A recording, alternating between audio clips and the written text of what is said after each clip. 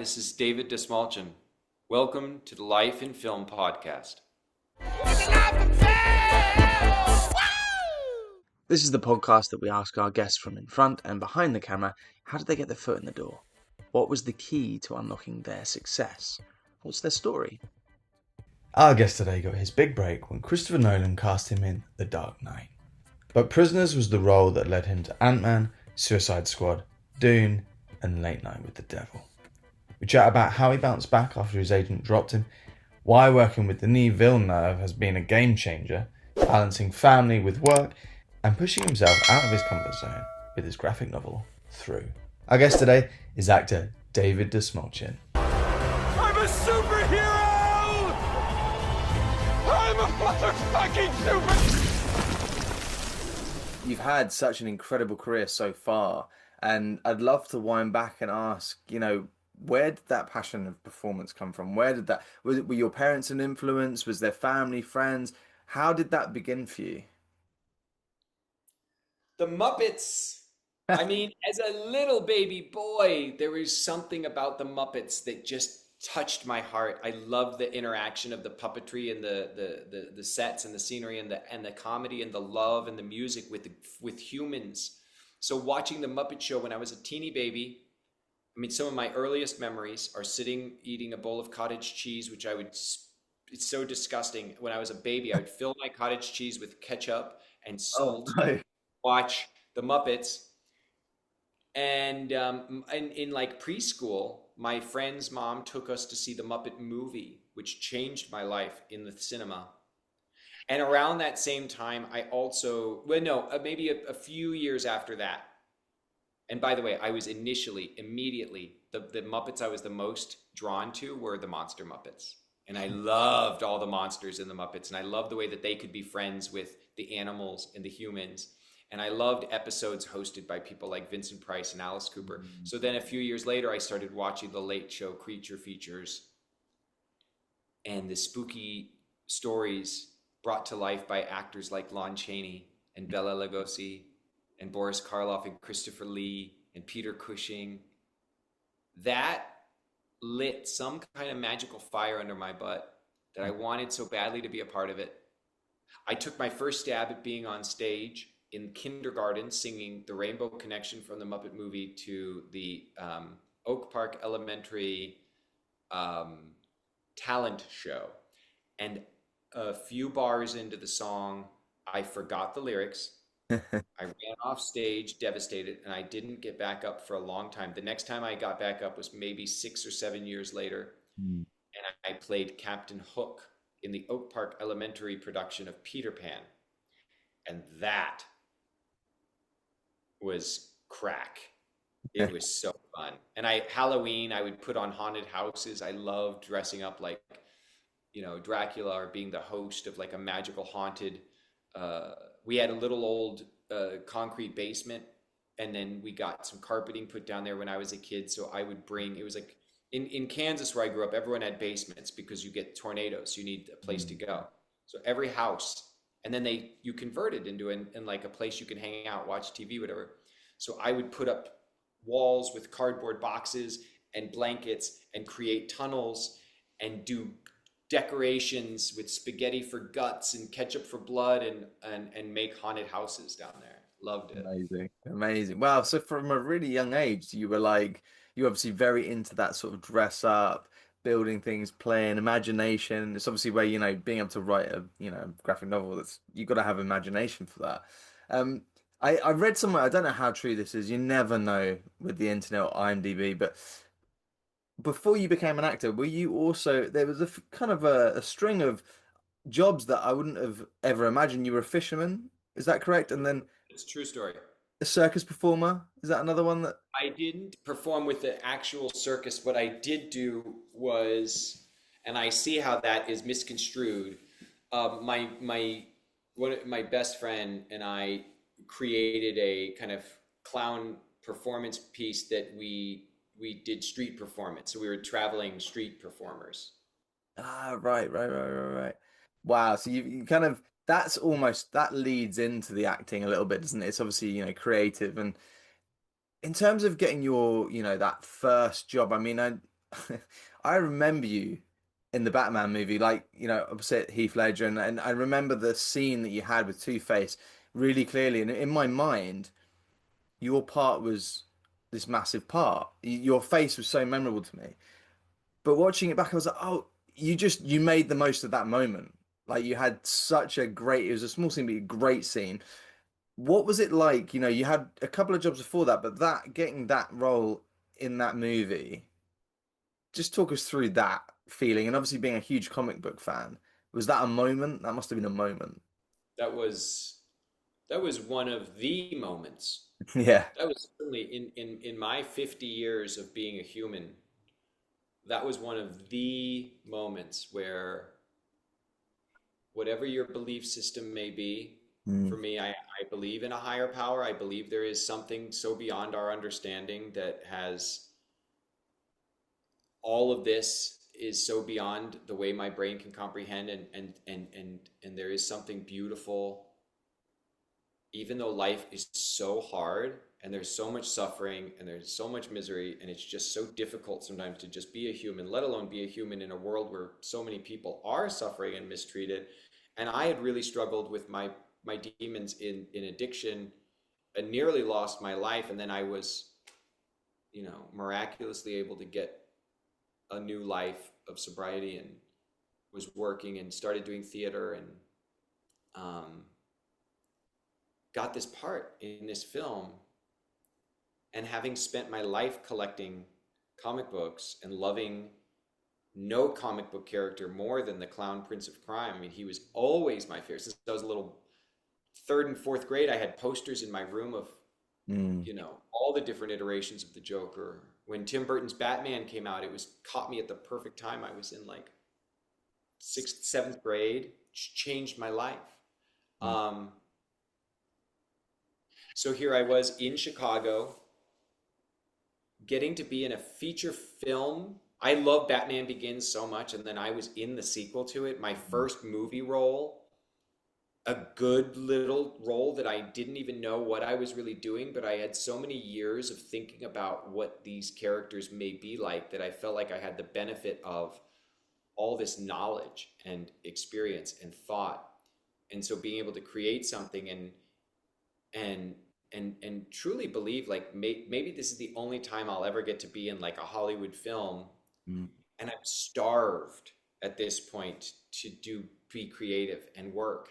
And I'm in this intersection of the city I love, in a dream art that I love, underneath a director who I think is just one of the greatest of all time, with these actors. Because yes, I was with Heath and he was so loving and kind to me and wonderful and so fun on set, but like Gary Oldman was there.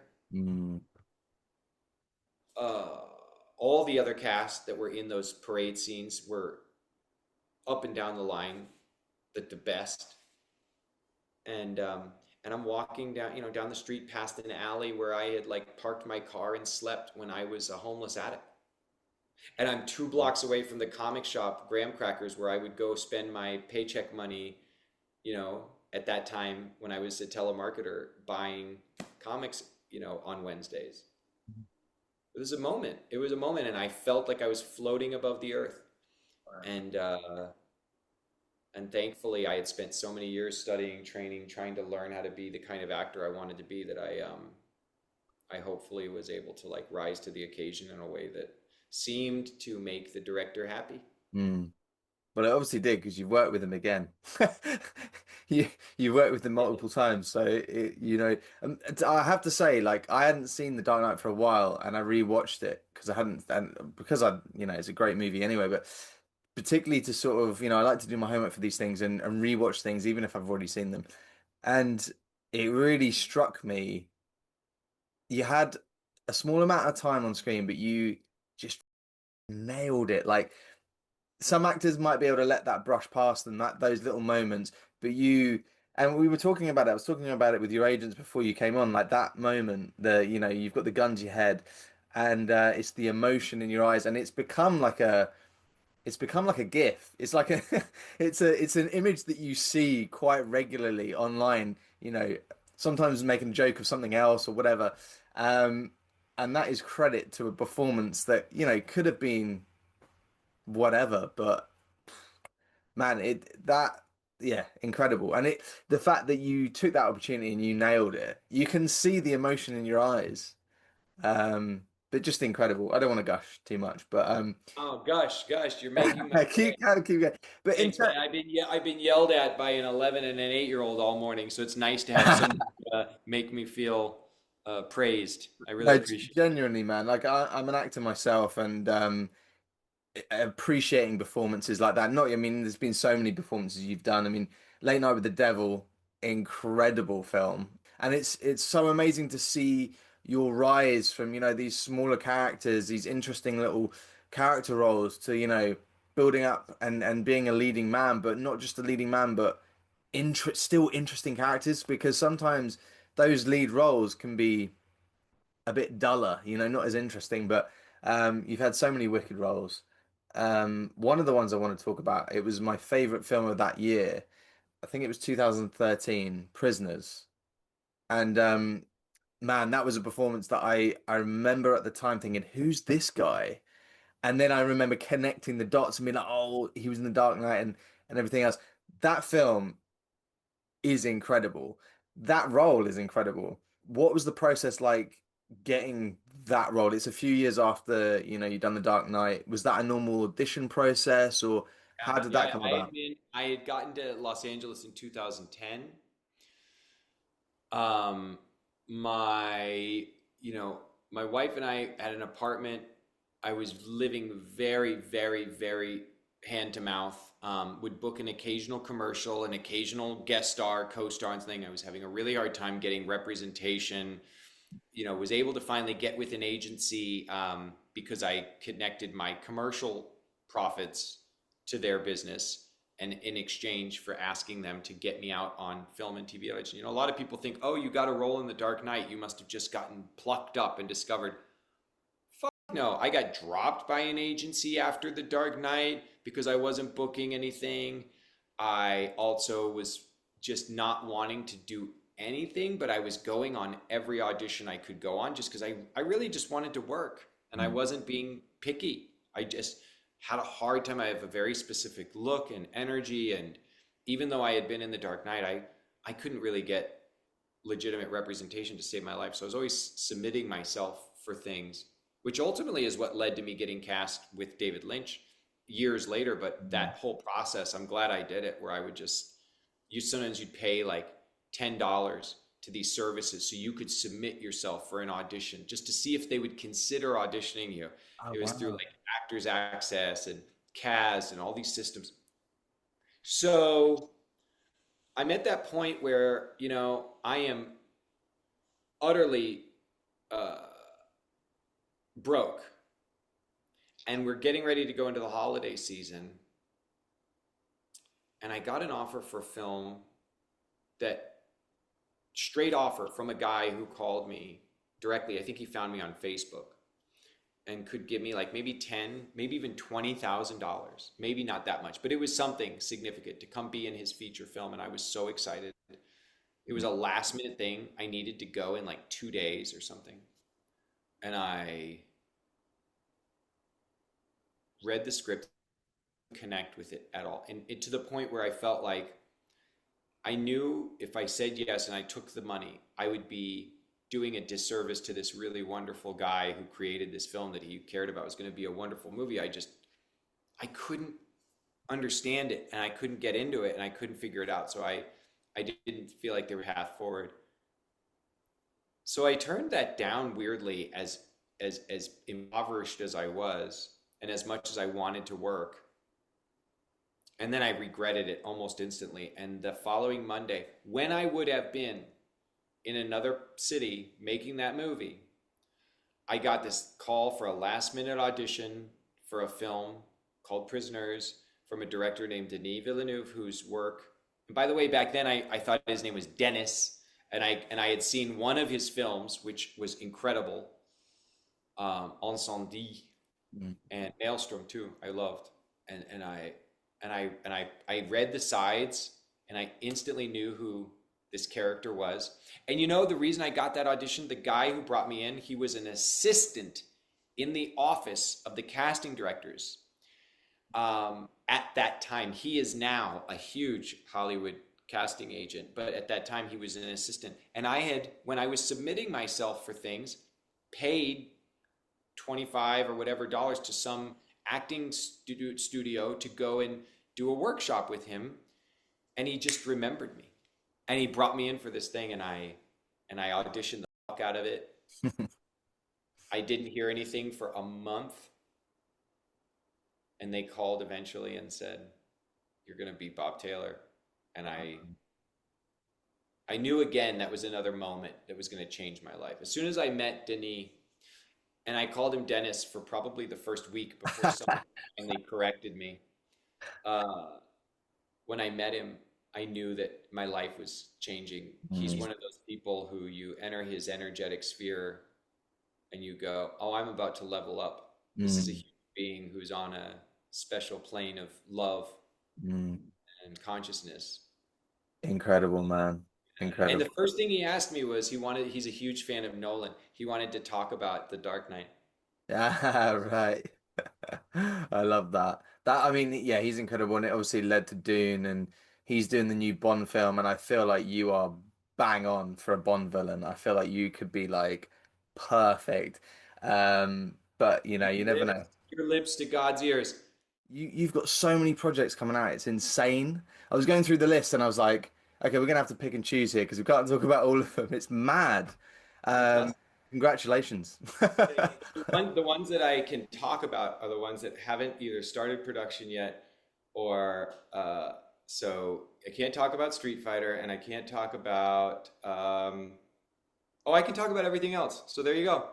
Yeah, we got a long list, but I want to ask the first thing, through your graphic novel, your book, how did that come about? I mean, you've had a wicked career as an actor, you know, branching off and doing these other things. Where did that come from, and how did you know that you could do this? You know, it's a big deal to write something like that. So, I mean, Through is one of the most, like, when you say labor of love, you hear that term gets thrown around a lot, or like a passion project.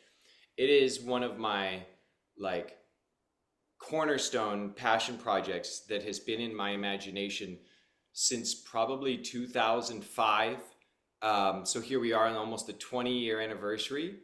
At its inception, I was living in Chicago, and I had started to tiptoe my way back into theater, and a really dear friend of mine who's a genius theater director named Jimmy McDermott and I would meet up for lunches, and he was working downtown, I was working downtown.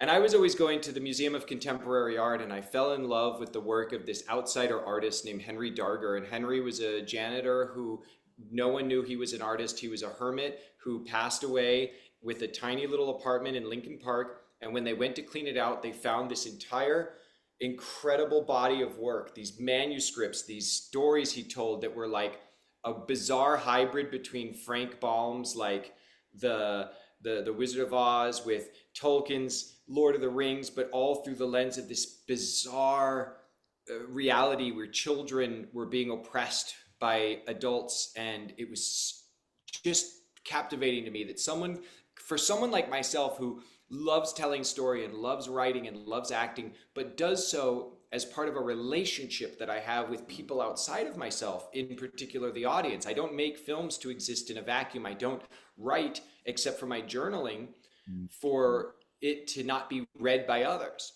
So the thought that you could dedicate an entire life with no interest in sharing these books and this artwork that you'd created to somebody outside, just something about that got under my mental, imaginative skin. And I started carving out this idea. Jimmy and I bounced it around for several years because I thought, what magic could that kind of reality conjure?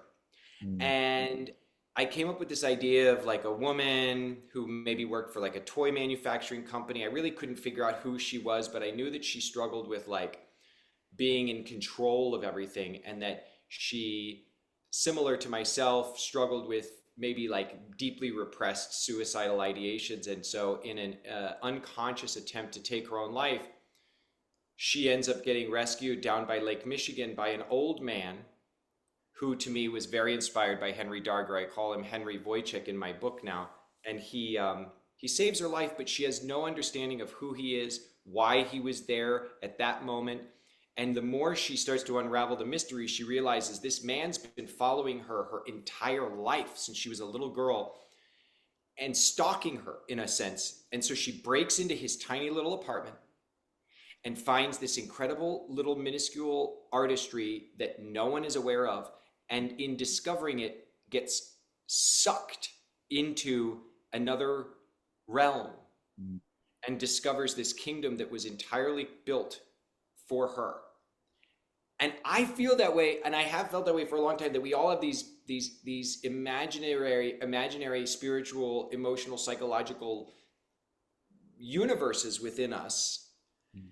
And the state of those places is so directly tied to the way we are interacting with the outside world and the way we are interacting with ourselves. And so over the last 20 years, as I've gone through some really groundbreaking for myself changes in the way that I address my own psychology and mental health, I started to understand what it might be like if I discovered an interior realm that I could go in and out of, kind of like a Pan's Labyrinth. So the book is now coming out. It's a bit mind-shattering for me because I'm still terrified that I didn't get it right. So I keep trying to go in and ask my editor if I can make changes in dip-dops, and he's like, you need to stop, lose my number. The book is coming out. It is happening. And I'm nervous and I'm excited and it's terrifying. It's not horror. It's not superhero. It's not a lot of the stuff that I have had success with in the graphic novel or comic space has been a certain thing. And this is its own thing. I've never done anything like it. So Man, very that excited. sounds incredible. I cannot wait to have a look at this. It sounds incredible. And Thank what, you. how many, I mean, how long has this taken? You say obviously the kind of the idea, the conception came from many, many years ago, but Yeah. the process of actually putting pen to paper, actually creating it from the start, well, how long did that Yeah, so I finally reached the place where I started to understand why I needed to tell the story. I haven't wrote anything worth a pinch of salt in my life that hasn't come from a deep need to wrestle with something. So I had this great framing device with, Alex breaks into the apartment, finds the miniatures, sees through the eye of the needle, goes to this other realm. It's built for her. Why? What's the mystery? All of that was very cool, but cool isn't enough to capture people's hearts and minds and imaginations. You need something else. So I was on this path and this journey of really wrestling with the darker nature of my own internal universe. And the things started to connect, metaphors, allegories, mysteries. And so I really came up with what I felt like was I finally found, after many years, found the engine of what would make this machine work. So I wanted to see it come to life as a not single issue comic series, not as, a novel. I really imagined it as a big, impressive book of art that feels almost like inspired by the work that Taschen does or something, where you go like, oh, this is cool, and you start to open and you fall into the mystery of the book. So I pitched the idea to a couple of publishers, and it's been hard enough for me to explain it to you in this interview, considering I've lived with it for 20 years. Imagine how jarbled and mush-moush my mouth was when I was trying to explain it to some executive at some publishing house.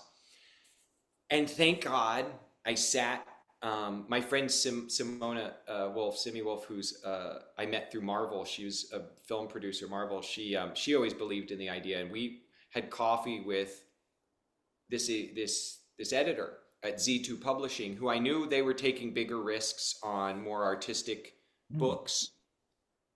And I said, here's this idea. And I started to talk about it. And Rance Hosley, the editor over there, editor-in-chief, he got it. He started saying stuff back to me that just made sense.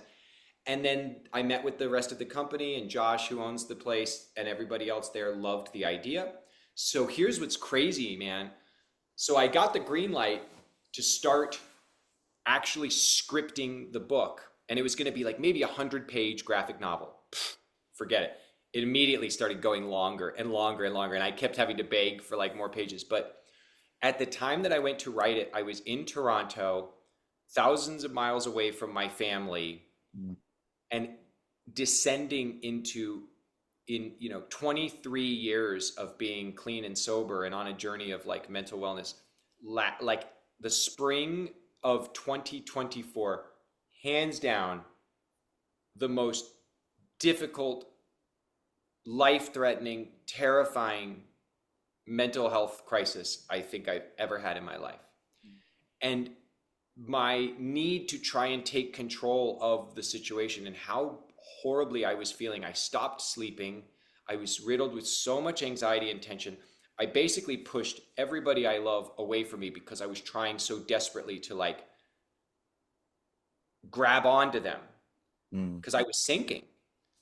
And I'm writing this fucking book, and it's like coming to life as I'm going through these different chambers of my own labyrinth in my brain and working with like professionals helping me.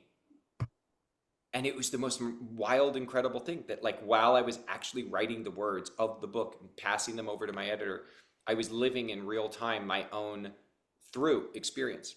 And thank God to say I am on the other side of that.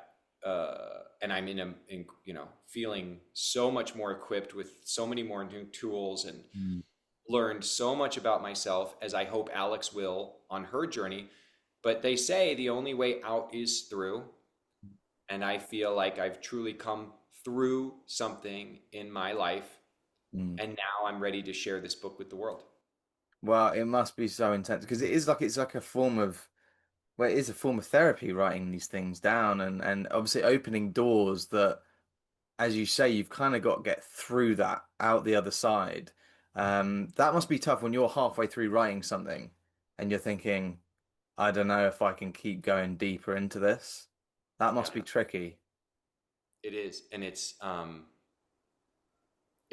a great testament to the power of story, to the power of therapy, to the power of mental wellness. I'm part of like a wonderful support group, but also great editors and publishers who are willing to take a chance on things that are outside of the commercial normative, that are not in line with the data that's provided by, a really, kind of all-knowing crystal ball of capitalist publishing, check marks.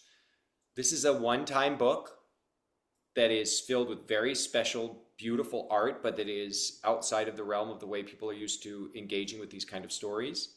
My hope and my dream is that people who do take a chance on it and get absorbed and love it will, it's the kind of thing you could like leave on your coffee table, hopefully by the design, and it looks pretty. And then maybe someone's sitting over at your house having a coffee one day and goes, oh, what's this? And then they can get lost in it. And then they can get lost in it. And we can all get lost in our own internal universes, Man, that's exciting.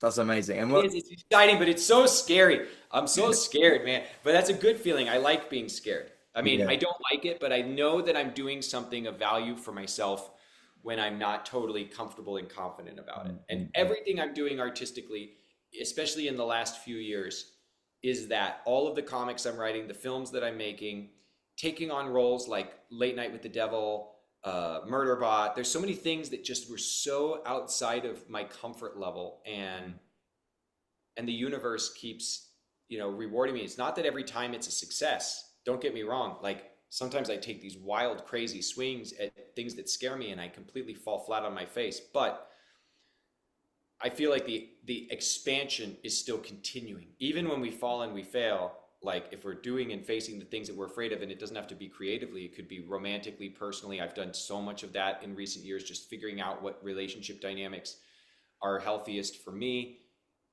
Being a dad, takes so many scary risks to break outside of the norm of the way I was taught to do things. And sometimes I utterly crash the car. I keep expanding, which feels Yeah. like that means you're going in the right direction. I'm about to become a dad, so you saying that to me does fill me with a little bit of fear.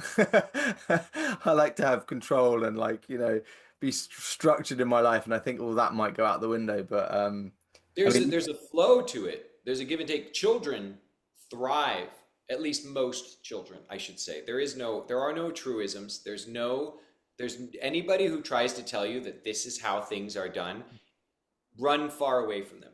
People that are willing to be humble and say, you know what worked for me? Take that tidbit, take this tidbit, but you're going to build your own magic toolbox if you're doing it with your partner on how to do this. And I'll say, just like writing films or acting in movies or TV shows or doing theater or writing a book or a comic book or a graphic novel, it's like there is a certain structure that creates a safety, especially for children, where they have consistency.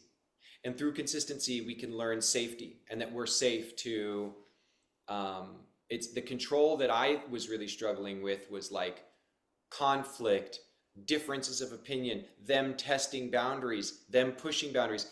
That's all a natural, healthy way in which the human animal can, if in the right circumstances, become a independent, self-supporting, self-safety producing, kind, empathic person. What I was doing that I made a lot of mistakes with was this notion of like, they need to learn, I need to keep this a certain way, because if it extends outside of that, they're not learning the lesson right now. I was looking at everything as like, this is a monumental moment. They're not eating their lunch right now. They need to eat it, because otherwise I've lost the battle. And it doesn't work like that. It's about creating a safe place where they can feel comfortable, like being upset or angry, and learning that the way they express that is what matters. So yelling at me, calling me names, screaming at me, it happens because my kids are kids, but I can redirect that, and I can let them know it's not acceptable and inappropriate in a way that isn't controlling the way that I used to. And I used to do it not just with the kids, man, with creative collaborators, partners. God knows, loving me is one of the hardest things that anybody will ever attempt to do. So I just feel so grateful that even though I'm so far from perfection, I've learned so much, and I feel like hopefully people get some of that out of this book. We've got to wrap up now, man. It's been absolutely wicked talking to you. I'm a big fan. I want to wish you the best with the new life that you're going to be shepherding into this world. That's a beautiful thing. Congratulations. Thank you. Life in film is an awesome outlet, so I'm glad that you guys wanted to chat, and I hope you will. I hope we'll do it again. There's hopefully 100%. 100%. Thank you so much. If you enjoyed this episode and you want to support us, get early access and exclusive content, all ad-free, click and join the Life in Film YouTube channel and become a member now. Thank you to our guest David. Thank you to Malcolm, Caitlin, and the team at Persona PR. As always, thank you to our sponsors, movieposters.com and BetterHelp.